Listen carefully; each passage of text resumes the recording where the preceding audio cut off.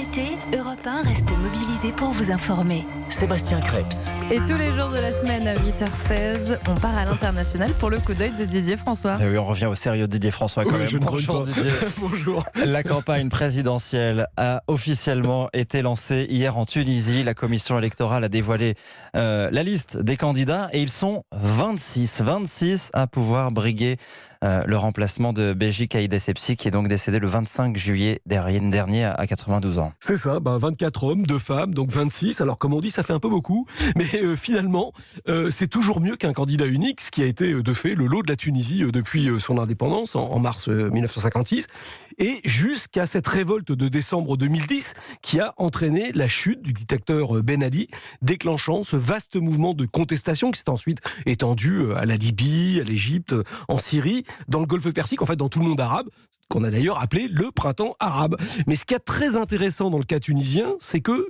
d'abord, c'est le seul pays qui a évité le bain de sang, ce qui n'est pas rien. Et ensuite, malgré des difficultés, des tensions, des imperfections, eh bien, bon an, mal an, après 8 ans de tâtonnement, un véritable processus de démocratisation s'est installé en Tunisie et tout compte fait, ce scrutin présidentiel dont le premier tour doit se tenir le 15 septembre en est la meilleure démonstration. Un processus tout à fait transparent a été ouvert au lendemain de la subite disparition du chef de l'État qui était quand même une personnalité historique extrêmement respectée, et ces 26 candidats vont pouvoir concourir. Alors certains sont fantaisistes, d'autres sont plus sérieux, un peu comme ici, mais représentant la diversité véritable des opinions politiques du pays. Avec toujours cette compétition bien sûr entre laïcs et islamistes. Alors oui, c'est un facteur de choix qui reste très important en Tunisie depuis la fin de la dictature, mais là aussi on a une vraie spécificité tunisienne dans la mesure où, au sein même de ces deux grandes familles, on va retrouver des options qui n'ont rien à voir avec les offres extrêmement homogènes, voire monolithiques, qui existent dans le reste du monde arabe. Le parti islamiste, Ennahda par exemple, va pour la première fois présenter un candidat à la présidence, Abdel Fattah Mourou, 61 ans, qui est l'un des fondateurs du mouvement et le président par intérim du Parlement.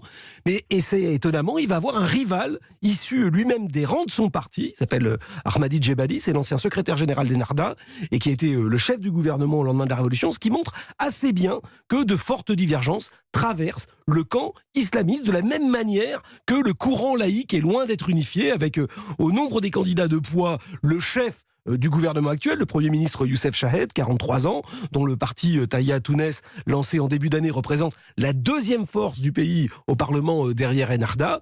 Mais il devra compter avec un très sérieux adversaire, Abdelkarim Zbidi, un médecin de 69 ans, qui est un peu l'héritier du défunt président Essebsi, mais qui est surtout le ministre en titre de la Défense, avec un bilan sécuritaire plutôt à son avantage, car la Tunisie résiste assez bien au terrorisme, malgré des réduits djihadistes très actifs sur ses deux frontières, la libyenne et l'algérienne. Donc vous voyez, le jeu reste relativement ouvert, et la richesse du choix électoral, la réalité des débats sont finalement des éléments à porter au crédit de la maturité politique des Tunisiens.